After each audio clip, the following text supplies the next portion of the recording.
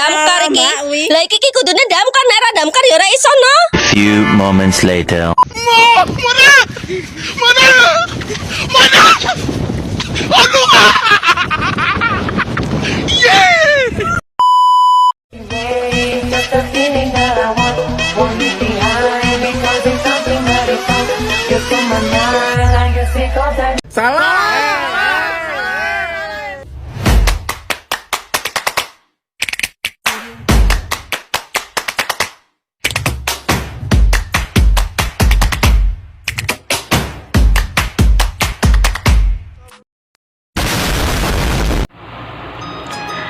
Assalamualaikum warahmatullahi wabarakatuh.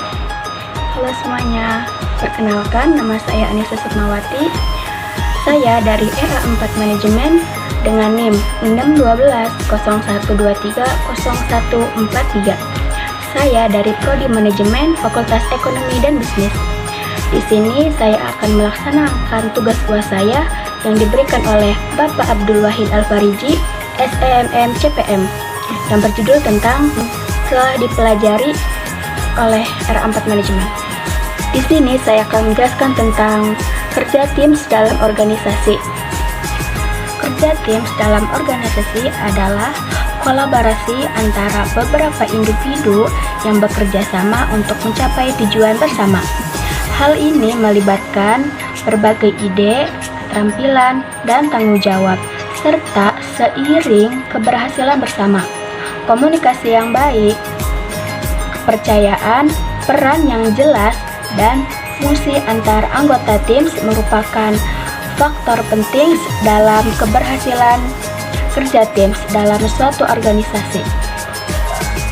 Konsep kerja tim sudah ada sejak zaman kuno, ketika manusia bekerja sama untuk mencapai kebutuhannya. Kerja tim telah menjadi elemen penting dalam organisasi modern untuk meningkatkan produktivitas dan inovasi. Teori seperti teori pembentukan tim dan teori kerja tim efektif telah berkembang seiring dengan penelitian dalam bidang ini. Perubahan dalam cara pandang terhadap tempat kerja, kemajuan teknologi, dan globalisasi telah mempengaruhi pentingnya kerja tim.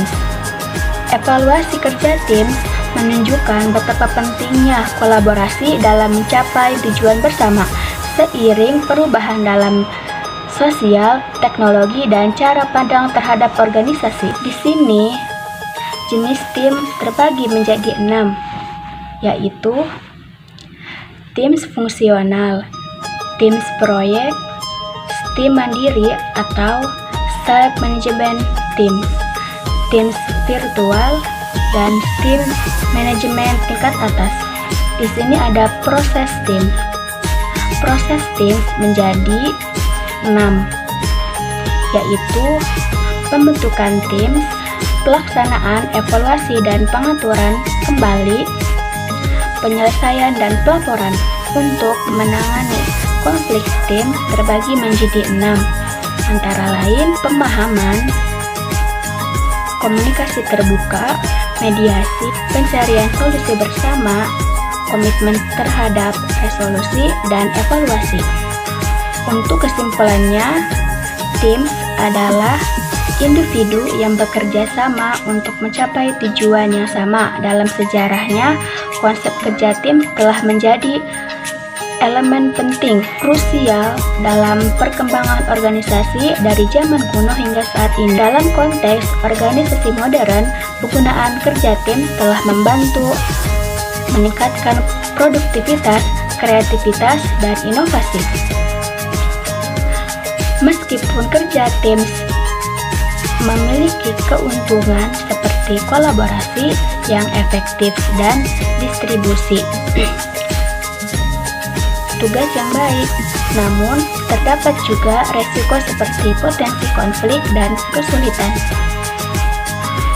Koordinasi dengan pengelolaan yang baik, kerja tim yang mampu menjadi motor penggerak kesuksesan organisasi dengan menggabungkan beragam kemampuan individu untuk mencapai tujuan bersama. Untuk selanjutnya, saya akan menjelaskan tentang pengendalian. Untuk definisi pengendalian, yaitu pengendalian atau controlling adalah suatu proses untuk memastikan bahwa kegiatan-kegiatan yang dilakukan sesuai dengan rencana yang telah ditetapkan. Pengendalian merupakan langkah terakhir dalam fungsi manajemen setelah perencanaan, pengorganisasian, dan pengarahan. Asas-asas pengendalian, asas-asas tercapainya tujuan.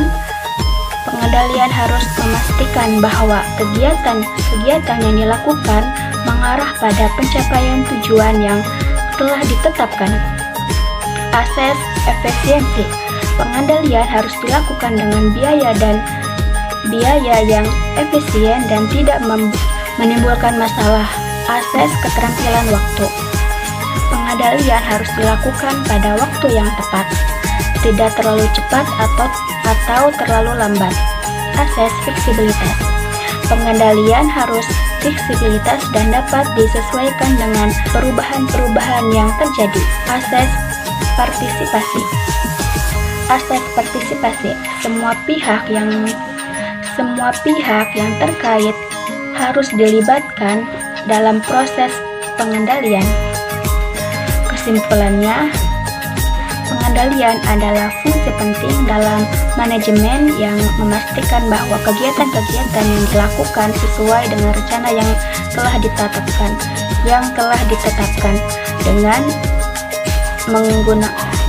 menggunakan asas-asas pengendalian yang tepat dan alat-alat pengendalian yang efektif. Organisasi dapat mencapai tujuan-tujuannya secara efisien dan tepat waktu. Selanjutnya, saya akan menjelaskan tentang konflik.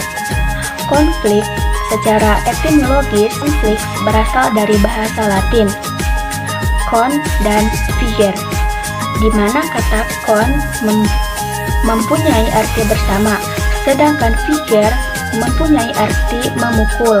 Di dalam KBBI entry, arti konflik diartikan sebagai percecokan, perselisihan, dan pertentangan. Sehingga bisa disimpulkan bahwa konflik merupakan suatu kondisi ketika ada dua ataupun lebih pandangan, kepercayaan, keinginan, kepentingan, kebetulan yang berbeda, nilai tidak selaras, berseberangan, dan tidak sejalan. Pengertian konflik dalam organisasi. Konflik organisasi adalah ketidaksesuaian antara dua orang anggota organisasi atau lebih yang timbul karena faktor bahwa mereka harus berbagi dalam hal mendapatkan sumber-sumber atau aktivitas-aktivitas pekerjaan dan atau karena memiliki status, tujuan, nilai kerja atau persepsi yang berbeda. Selanjutnya, saya akan menjelaskan tentang evaluasi. Definisi evaluasi adalah suatu program yang telah direncanakan, telah tercapai atau belum, berharga atau tidak, dan dapat pula untuk melihat tingkat evaluasi pelaksanaannya. Evaluasi juga merupakan proses penggambaran memperoleh dan menyajikan informasi yang berguna untuk atau merumuskan sesuatu alternatif keputusan. Di sini ada tujuan evaluasi untuk memberikan rekomendasi sebagai bahan pertimbangan dalam menentukan keputusan atas program yang dilaksanakan.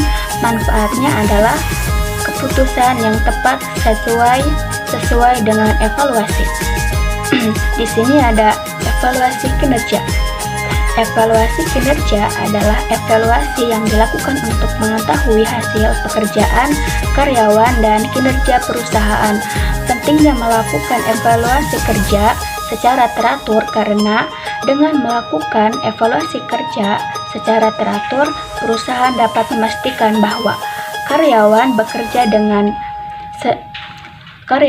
bekerja secara efektif, maksimalkan potensi mereka dan berkontribusi.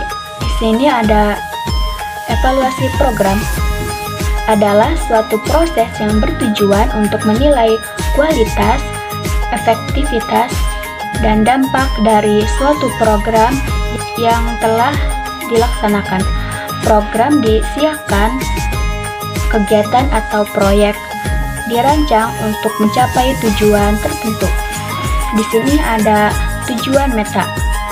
Sama juga mengevaluasi proyek atau program, evaluasi juga dapat dievaluasi yang disebut evaluasi meta.